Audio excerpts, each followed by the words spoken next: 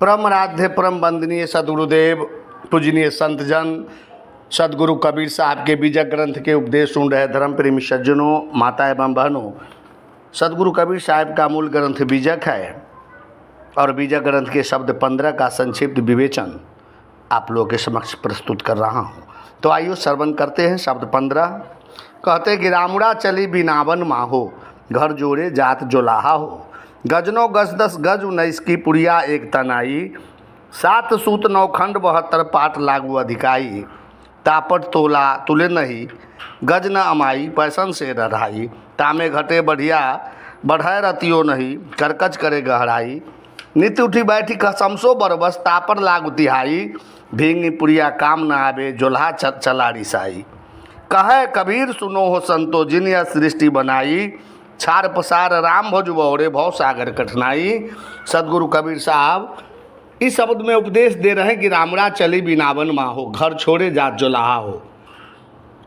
कि हे रामड़ा जीव, हे रमैया जीव, जब जीव रूपी जोलाहा शरीर रूपी घर छोड़कर अन्य योनियों में जन्म लेता है तो उसके साथ आगामी शरीर रूपी वस्त्र बुनवाने के लिए कर्म वासना रूपी माया साथ चलती है।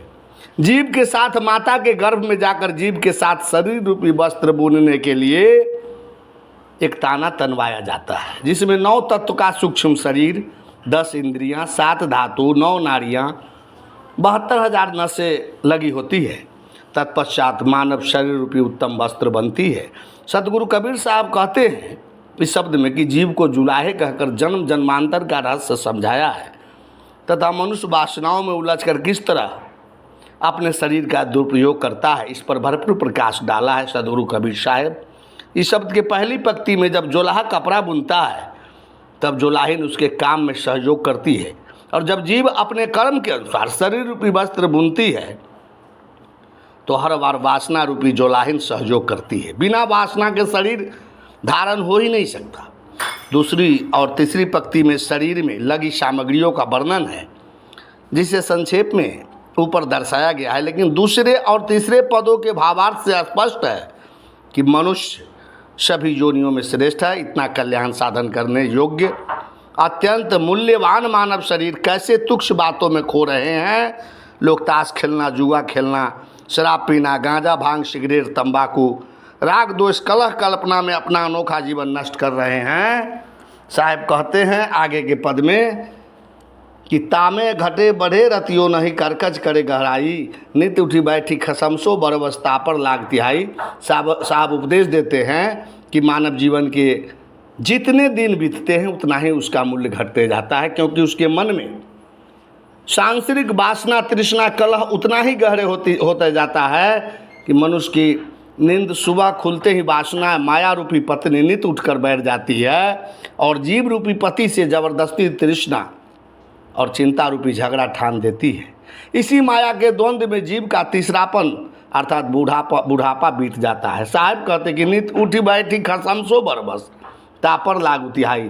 मनुष्य सुबह उठता है और उसका मन सुबह उठते ही वासनाओं और गलत आदतों की ओर दौड़ जाती है और अपने पति देवता जीव से इच्छा पूरी कराने हेतु जबरदस्ती करने लगती है। सज्जनों, मैंने देखा है बिस्तर छोड़ने के बाद बिना कुल्ला किए लोग बीड़ी सिगरेट पीना शुरू कर देते हैं। बिना कुल्ला किए लोग शराब से ही कुल्ला करने लगते हैं। नींद खुलते ही बिस्तर पर चाय चाहिए। इतना ही नहीं, नींद खुलते ही गाली गलौज राग दोष में जलना शुरू हो जाता है। जीव अपने स्वरूप की महत्ता न समझकर वासनाओं को ही बलवान बना लिया है, इसलिए यही वासनाएं जीव को निरंतर रुलाती है। साहब आगे कहते हैं कि भींगी पुड़िया काम न आवे, जोल्हा चला रिसाई। सूत का बंडल यदि पानी में भीग जाए तो वह कपड़ा बुनने में काम नहीं आता। इसी प्रकार अनेक वासनाओं, चिंताओं, उलझनों में डूबा मन व्यक्ति के शरीर साधना के योग्य नहीं रह जाता और उसका मन अनेक मानसिक पीड़ाओं में उलझ जाता है। ऐसी मन की उलझी हुई अवस्था में जीव दुखी होकर अंततः शरीर छोड़ देता है और पुनः नया शरीर वस्त्र बुनवाने चला जाता है, यानी उसकी फिर पुनः आवागमन और जन्म मरण होता है। इस शब्द के अंत में साहब कहते कि कहे कबीर सुनो हो संतो, जिनिया सृष्टि बनाई। छार पसार राम भजु बौरे, भव सागर कठिनाई। कि साहब कहते तूने ही तो ये अज्ञान वासना मोह इत्यादि से सृष्टि बनाई, तू अपने ही बनाई सृष्टि में स्वयं फंसा। तेरे दुखों के लिए किसी दूसरे ने तुम्हारे लिए सृष्टि नहीं बनाई है। तूने ही अपने स्वरूप को न समझकर माया मोह एवं अनेक विकारों की सृष्टि बनाई है, इसलिए उसी में उलझकर दुख पा रहे हो। साहब कहते अब कि अभी भी कुछ बिगड़ा नहीं है। इस माया का पसारा छोड़कर प्रपंच से अलग होकर राम का भजन कर। तेरा चेतन स्वरूप ही राम है। निज स्वरूप को जानना और निज स्वरूप में समाहित हो जाना ही राम भजन है। विषयों को छोड़कर राम भजन अर्थात निज स्वरूप में विश्राम कर। जो व्यक्ति स्वरूप राम में रमन करता है वह विषय वासनाओं एवं संसार के प्रपंच रूपी भव सागर से सहज ही मुक्त हो जाता है। मन के विकार ही भव सागर है। जो आत्मा राम में रम जाता है मन के विकार अपने आप समाप्त हो जाते हैं। साफ बंदगी, साफ बंदगी, साफ बंदगी।